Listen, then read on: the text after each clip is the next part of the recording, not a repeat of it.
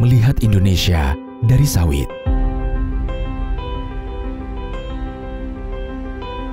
Kami percaya, kelapa sawit Indonesia membawa manfaat nyata bagi dunia, mendorong perkembangan nasional, dan menjadi solusi untuk masa depan Indonesia.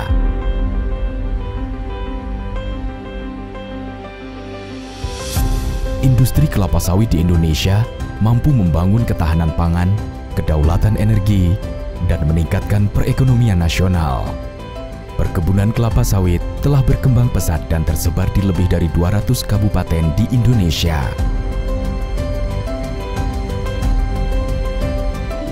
Saat ini, sebanyak 70% dari produksi minyak sawit Indonesia diekspor untuk kebutuhan global sebagai bahan baku kosmetik, obat-obatan, dan kebutuhan biofuel.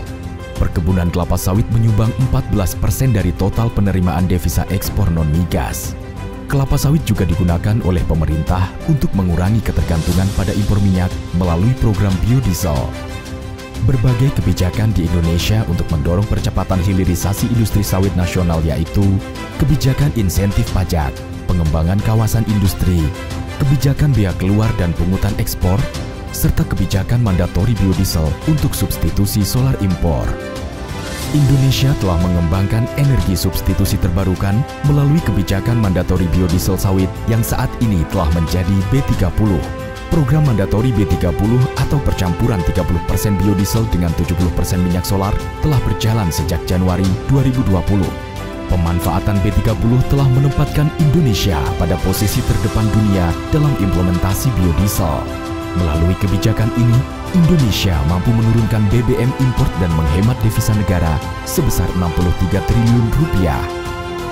Indonesia juga menjadi negara produksi eleokimia terbesar di dunia dengan kapasitas mencapai 23,3 juta ton per tahun.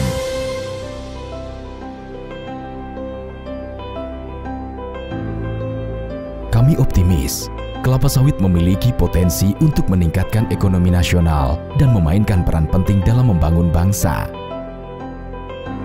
Bersama kelapa sawit, Indonesia tangguh, Indonesia tumbuh.